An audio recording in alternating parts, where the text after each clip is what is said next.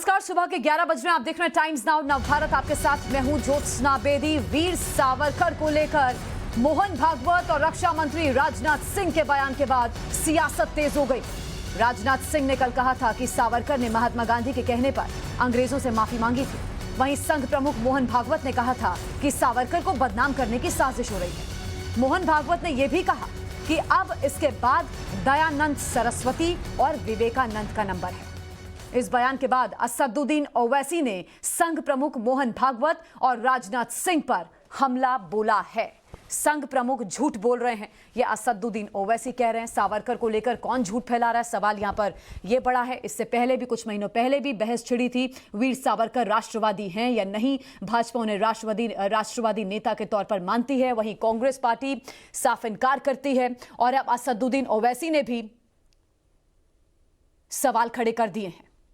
और राजनाथ सिंह, देश के रक्षा मंत्री, ने वीर सावरकर को लेकर जो बयान दिया उस पर सवाल उठा रहे हैं असदुद्दीन ओवैसी। अब आपको सुनाते हैं रक्षा मंत्री राजनाथ सिंह ने क्या कहा। के खिलाफ झूठ फैलाया गया। बार बार यह बात कही गई कि उन्होंने अंग्रेजी सरकार के सामने अनेकों मर्सी पिटीशन फाइल की, लेकिन सच्चाई है कि मर्सी पिटीशन उन्होंने अपने को रिहा किए जाने के लिए नहीं फाइल की थी। सामान्यतः जो एक कैदी को पूरा अधिकार होता है कि मर्सी पिटीशन फाइल करना चाहे तो वह कर सकता है। महात्मा गांधी ने उन्हें कहा था कि आप मर्सी पिटीशन फाइल करो।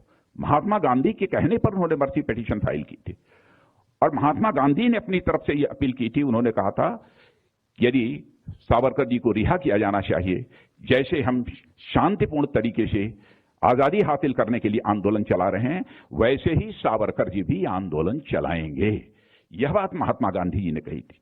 लेकिन उनको बदनाम करने के लिए इस प्रकार की कोशिश की जाती है कि मर्सी पिटीशन फाइल की थी, उन्होंने क्षमा याचना मांगी थी, अपनी रिहाई की बात कही थी। यह सब सारी बातें बेबुनियाद और गलत हैं। रक्षा मंत्री राजनाथ सिंह को आप सुन रहे थे। वीर सावरकर पर राजनाथ सिंह की बात आपने सुनी। अब आपको सुनाते हैं संघ प्रमुख मोहन भागवत ने क्या कहा।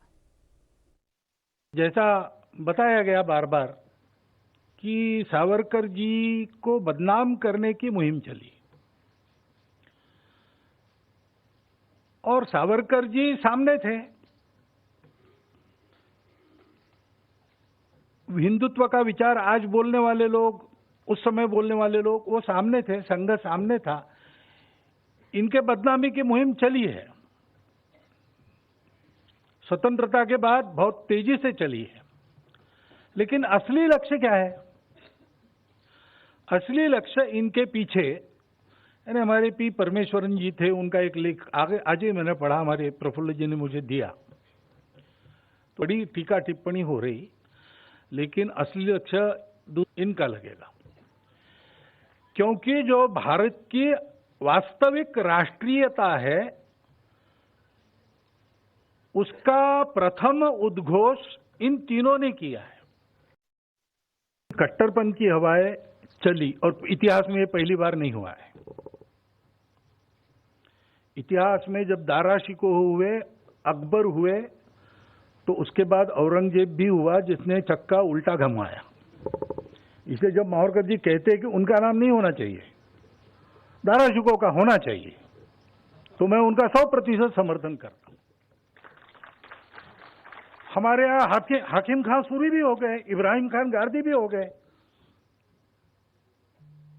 हसन खान मेवाती भी हो गए। सेना के वीरों में सबके नाम है। अशफाकुल्लाह खान जैसे क्रांतिकारी हो गए। सुनता हूं कि जब उनको पूछा गया एक बार कि आपकी इच्छा क्या होगी मरते समय, तो उन्होंने कहा कि मैं मुसलमान हूं, इसलिए पुनर्जन्म में विश्वास नहीं करता हूं, लेकिन मेरे परम मित्र राम बिस्मिल है, वो विश्वास करते हैं। अगर उनकी बात सही है तो खुदा जरूर मुझे पूछेगा कि अगला जन्म कहाँ लेना है, तो मैं कहूंगा भारत में ही। ऐसे नाम बहुत है हमारे पास, उनके नाम गूंजने चाहिए, उनके नाम दिए जाने चाहिए। सावरकर पर रक्षा मंत्री राजनाथ सिंह और संघ प्रमुख मोहन भागवत के बयान पर असदुद्दीन ओवैसी ने हमला बोला है। ओवैसी ने कहा कि मोहन भागवत झूठ बोल रहे हैं। यस्टरडे मोहन भागवत ने उनकी स्टेटमेंट में कहा है कि सावरकर जी के बारे में फॉल्स बहुत सारा स्प्रेड किया गया है। उसके बाद उनके बारे में कमेंट्स पढ़ रहे थे वो, और उनके बारे में सच्चाई बाहर आना चाहिए, और आज उनकी बदनाम करने की साजिश की जा रही है, और आगे जाकर tomorrow Swami Vivekananda will be blamed. देखिए, जो हिस्टोरिकल सच्चाई है वो सच्चाई तो सच्चाई रहेगी ना। वो सच्चाई ये है कि जब नेताजी सुभाष चंद्र बोस अपनी इंडियन नेशनल आर्मी को बना रहे थे देश को अंग्रेजों से आजाद कराने के लिए, तो विनायक दामोदर सावरकर लोगों को ब्रिटिश आर्मी में जाने के लिए कह रहे थे। ये बात भी बिल्कुल सच है कि उन्होंने अंग्रेजों से माफीनामे के खत लिखे, पहले ही साल में सेलुलर जेल में लिख दिए कि दूसरे जो मुजाहिदीन आजादी थे, क्या उन्होंने माफीनामा लिखा? तीसरी बात यह है कि सावरकर की जो 1939 में सबसे कहा गया कि मंत्री पद से रिजाइन करो, सावरकर तो लिलिंगतो के पास जाकर कहे कि हम तो साथ हैं आपके। चौथी बात यह है कि सावरकर ने अपनी हिंदुत्व किताब में पितृभू और पुण्यभू की बात की कि जिसमें कहा गया कि जो मुसलमान और ईसाई हैं वो भारत को होली लैंड और फादरलैंड नहीं मानते, इसलिए उनको नहीं माना जा सकता। ये सब चीजें हिस्टोरिकल फैक्ट है, इसे कौन इनकार करेगा? एक वक्त ऐसा आएगा कि यही मोहन भागवत और बीजेपी मिलकर कहेगी कि अब इस देश के फादर ऑफ नेशन गांधी नहीं है बल्कि सावरकर हैं। ये हो जाएगा, देखना आप। सर, उन्होंने ये भी कहा है कि रेडिकलिज्म जो है औरंगजेब और मुगल्स के टाइम से एरा से हो रही है, और ये जानते मोहन भागवत आरएसएस के जो सरसंघचालक हैं, ये मोहतरम तारीख को जानते नहीं है। आधा सच और पूरी झूठ बोलने की इनकी हिस्ट्री रही है। अंग्रेज हमेशा से मुस्लिम उलेमाओं के खिलाफ रहे, क्योंकि मुस्लिम उलेमाओं ने अंग्रेजों के खिलाफ जिहाद का फतवा दिया था। और जितने मुस्लिम उलेमा थे, जिस मिसाल के तौर पर अल्लामा फजल खैराबादी, क्या अल्लामा फजल खैराबादी ने माफीनामा लिख कर दिया? क्या रेशमी रुमाल तहरीक के हुसैन अहमद मदनी ने माफीनामा लिख कर दिया था? तो उनको पढ़ना चाहिए। ये जो अंग्रेजों की जो बात जो अंग्रेज करते थे वही ये बात, रेडिकलाइजेशन औरंगजेब के जमाने से हो रहा, तो उसका जिम्मेदार कौन है?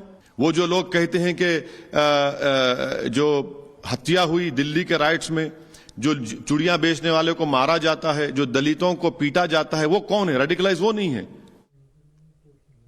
ओवैसी को आप सुन रहे थे। वहीं राजनाथ सिंह के बयान पर इमरान प्रतापगढ़ी जो कांग्रेस पार्टी के नेता हैं, उन्होंने पलटवार किया है। राजनाथ सिंह को व्हाट्सएप ज्ञान से बाहर आने की सलाह दी है। सावरकर का सच वही जो इतिहास में लिखा है, ये इमरान प्रतापगढ़ी कह रहे हैं। गांधी गोडसे का डीएनए एक नहीं हो सकता, इमरान का ये कहना है।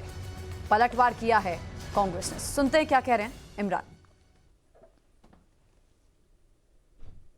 सिक्योरिटी विभाग के प्रमुख इमरान प्रतापगढ़ी हमारे साथ है बात करने के लिए। इमरान भाई, राजनाथ सिंह ने एक कल बयान दिया है, एक कार्यक्रम में वो थे और वहाँ वो सावरकर को लेकर कुछ कह रहे थे। उन्होंने कहा कि गांधी जी के कहने पर सावरकर ने माफ़ी मांगी थी। आरएसएस ने पूरी जिंदगी में जो एक कैंपेन चलाया वो ये था कि मजबूरी का नाम महात्मा गांधी, लेकिन आज राजनाथ सिंह जी को मजबूर होकर के सावरकर की छवि बदलने के लिए गांधी जी के नाम का सहारा, एक झूठा सहारा लेना पड़ रहा है। इससे यह साबित होता है कि मजबूती का नाम महात्मा गांधी, और सावरकर की इमेज पूरे देश में बदलने के लिए, उनकी इमेज बिल्डिंग करने के लिए, इतिहास से छेड़छाड़ करने के लिए आपको मजबूर होकर के गांधी के नाम का सहारा लेना पड़ रहा है, जिसे इतिहासकार भी बता रहे हैं कि आपका यह तथ्य पूरी तरह से झूठा है। राजनाथ सिंह जी से अनुरोध है कि व्हाट्सएप यूनिवर्सिटी पर ज्यादा भरोसा मत करें। आप पढ़े लिखे व्यक्ति हैं, आपकी इमेज एक बौद्धिक व्यक्ति की है, अपनी बौद्धिक छवि को बचाए रखें।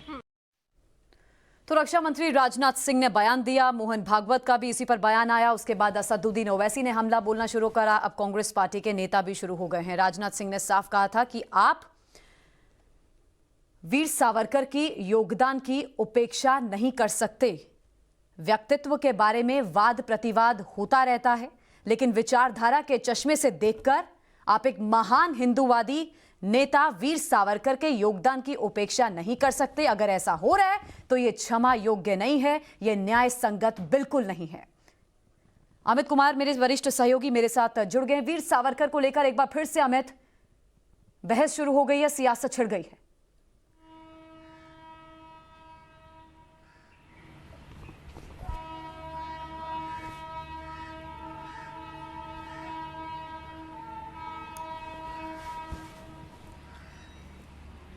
तो आजादी के बाद सावरकर को अपमानित करने की एक सुनियोजित मुहिम चलाई गई थी। राजनाथ सिंह की तरफ से कहा गया सावरकर को अपमानित करना क्षमा योग्य और न्याय संगत नहीं है। जी जो कार्यक्रम था एक्चुअली वीर सावरकर को लेकर नहीं, मैं देखिए वीर सावरकर को लेकर कई तरह की बातें हैं। उनके बारे में बार बार ये कहा गया कि वो उन्होंने क्षमा याचना की थी। जो अंग्रेजों की बात बार बार जो बीजेपी या संघ वीर सावरकर का नाम लेती है, तो दरअसल वीर सावरकर वो लोग हैं, वो हैं जिन्होंने अपनी मौत के डर से अंग्रेजों से क्षमा याचना की थी और तमाम बातें हुई है। कल चाहे राजनाथ सिंह हो चाहे मोहन भागवत हो, दोनों ने इस बात को रखा कि एक तरह का भ्रम फैलाने की कोशिश की गई।